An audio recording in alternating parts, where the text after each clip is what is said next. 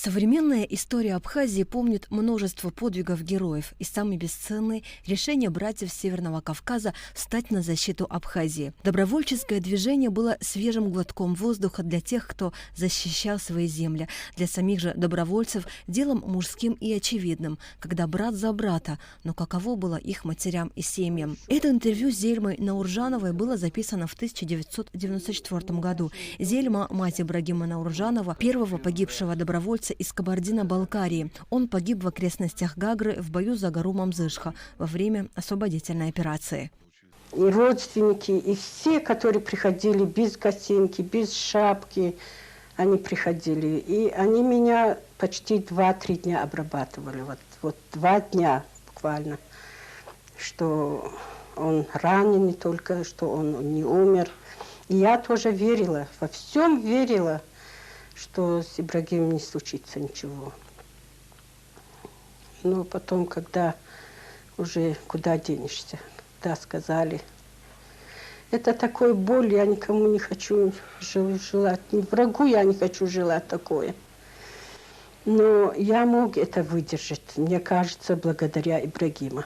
Зельма Науржанова рассказывала, что ее единственный сын Ибрагим как-то по-особенному относился к жизни, как и к Абхазии, которую он полюбил после приезда в Гагры. Было очевидно, что он одним из первых запишется в ряды добровольцев. Зельма мужественно отпустила и ждала своего сына. И, как любая мать, глушила в себе чувство тревоги, представляя, как сын живым и здоровым вернется домой. Но судьба распорядилась иначе, возложив на нее еще одну масштабную миссию. Ведь на траурном митинге в Нальчике ее слово, как слово матери первого погибшего добровольца, могло повлиять на дальнейший ход добровольческого движения. Общественный деятель Геннадий Ааламе в одном из фильмов, посвященному добровольцам, вспоминает ее слова, произнесенные над телом сына, привезенного из воюющей Абхазии. Науржанова и Канукова убили, сказали, что их сюда привезут и будет митинг.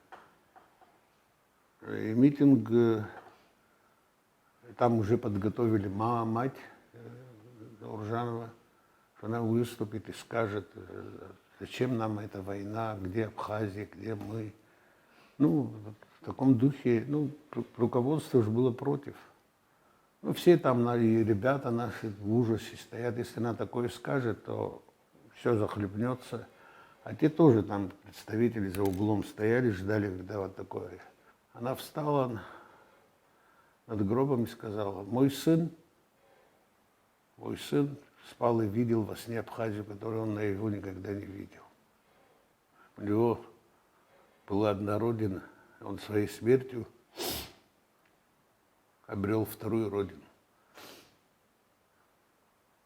И я горжусь своими сынами.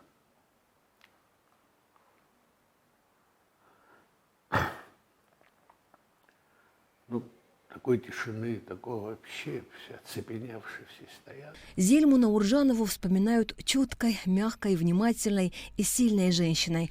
Матерей погибших абхазских бойцов и добровольцев связывает многое, и любые их встречи перерастали в душевные беседы. Зельма, сама того не зная, была поддержкой и примером. Нас объединили наши дети, которые погибли.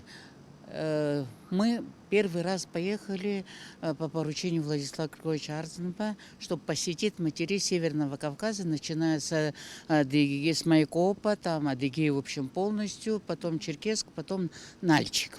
Мы, когда к ней домой пришли, она так встретила нас, вот как родных, близких. Мне показалось, говорит, что как будто мой сын живой вернулся. Она мать героя, но сама тоже герой-мама. Мы пока будем жить, будем помнить ее.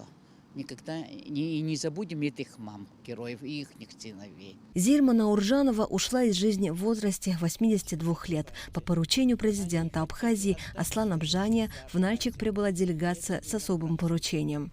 Сегодня мы прибыли с Ириной Кокоскир по поручению президента Республики Абхазия Аслана Георгиевича Бжания. Мы посетили семью Науржановых, а также семью Шиджин Леры. Ее сын Заур Пежев. Преподнесли им письмо президента, официальное соболезнование денежную сумму на памятники. Ибрагим Науржанов был мужественным, надежным, честолюбивым и справедливым человеком. В его образе мыслей, поступках и делах можно увидеть его мать. Действительно, это так, ведь никто не знал, чем закончится война и как назовут тех, кто отдает свою жизнь за Абхазию, ведь участие в Северного Кавказа в войне вызывало разногласия.